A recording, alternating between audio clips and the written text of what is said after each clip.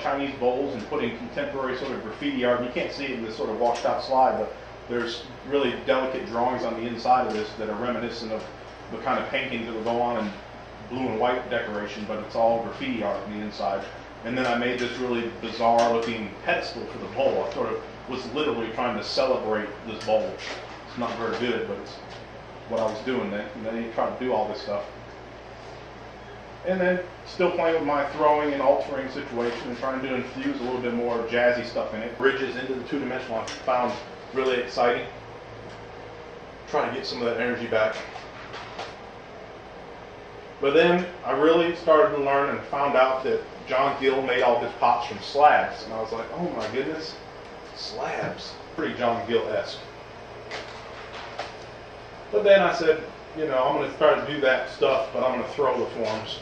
And I started making these conglomerations of thrown parts that used graffiti iconography in there. There's an arrow form on the top of this piece that wraps around. This is the other side of that same piece. And I really wanted to get into, I was still sort of feeling the residue of the experience with John Gill and putting pieces together, but I thought mine were starting to get different because they were starting from a different place, the wheel. And I was able to do different stuff and put different information in there.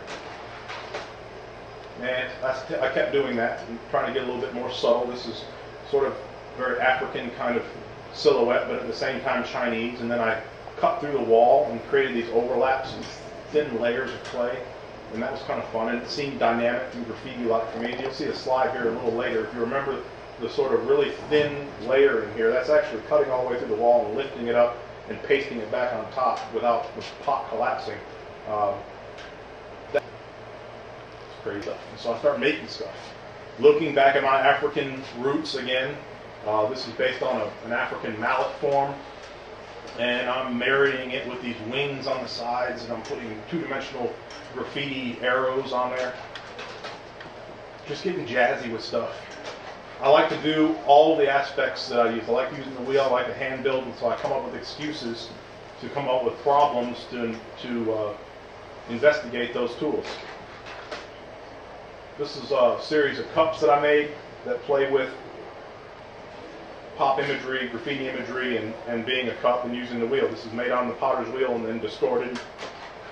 That's the front and that's the back. High temperature glaze and low temperature glaze, multiple firings. And I'm more and more getting into letting the clay body be one of the main characters. So the light gray side of this is the exposed clay sort of being itself. And I really, really dig that as a part of the language instead of just thinking about surface. This is another cup form with lots of layers of slit and then salt fired. I'm pretty much an opportunist when it comes to firing. If I think about my knowledge about a particular kind of glaze and that's what I want for that pot, that's how I'll fire it. So this is a Celadon glazed high temperature reduction piece here. It's got some gold fill down at the bottom, harking back to Japanese stuff. This is thrown in altered cup form. I'm letting the pot actually pinch itself. And here comes my faux drip back into the thing again. This drip is actually built, only this time it's been glazed on top of to complete the illusion. Then I started wanting to get back into my hand building again. This is a very large, about as large as that image, a pot that I built off of a three-dimensional form on the table. So I take some clay and make a topological shape on the tabletop, and I build the piece off the top of that, so that ultimately when it hit the ground, it sat with a negative space underneath it. Again, like I said, I'm a little opportunistic with firing, so this is an Onigama fired piece, a vase form that I like quite a bit. That's the other side of it.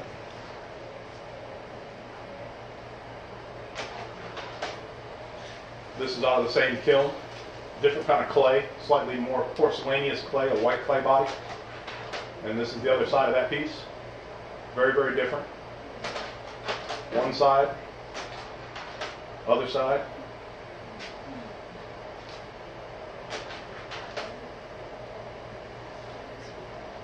One of my carved pieces. This is relatively recent.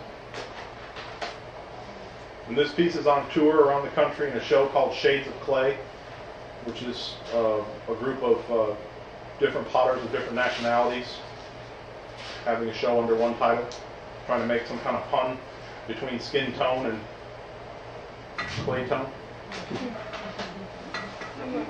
This is all hand built from slabs, thick slabs, and I'm carving it the same way, but ultimately there's a central bottle form in the middle that has sort of a round section, a long neck, and then a triangular foot, and then these wings are just built on the outside and carved. And this is the other side of that same piece. Lots and lots and lots and lots of glaze on it. It's about 4 layers of different types of celadons poured over this thing. Now then we get crazy. This is getting pretty new. So this is a large, that's probably about as big as the pot is. All hand built, built off of one of those forms again, off the base. And then it has glaze, and it has slip, and it has low fire glaze, and it has spray paint, and it has markers, all kinds of stuff on this one. And that's the other side of it. So I figure, you know, graffiti has been mounting itself on wonderful evidence of human civilization, that being architecture as a place to host graffiti. But one of the most original things that human beings have made and that we use to even determine what's happened in civilization is the study in archaeology of pottery, because it's the stuff that survives, you know. Architecture and pottery survive, and so why not let graffiti host itself onto the pot?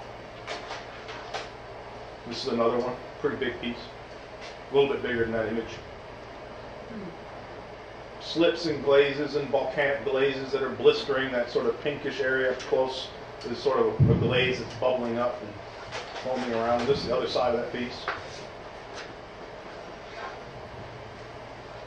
And some graffiti art forms on as the decoration. That's a letter S there in the foreground.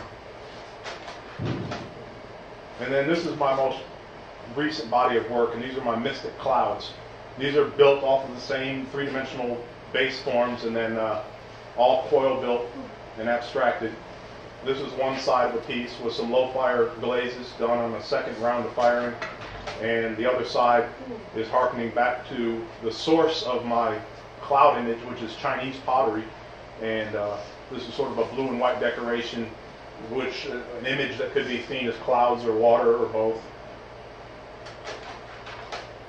And then I just started playing with it, you know. So I got this cloud image, and I'm going to get all Dr. Seuss with it again. This goes back to my undergrad stuff. So there's high temperature and low temperature in all these pots. And those are the clouds there, those surface forms there are the actual precursors, the kind of symbolic invention of Asian cloud form. This one's sort of out of sync. This one was supposed to be right behind the other one we saw a second ago, but that's the other side of it. And this is Mystic Cloud number 5 that I gave a pet name. I call it Dollop, like a dollop of whipped cream or something. I really like this piece. It has layers and layers of slip, and the slips alternate between being very dry slips and very vitreous slips that are almost glaze-like. And I often will make educated guesses, and I try to work just outside of my knowledge base about what might happen. I sort of think, all right, I'm going to put this layer of a dry material under a wet material, and then put more dry material and more wet material, and fire it and hope I get something interesting. And if I don't, then I'll refire it. And so this one's been in the kiln 3 or 4 times.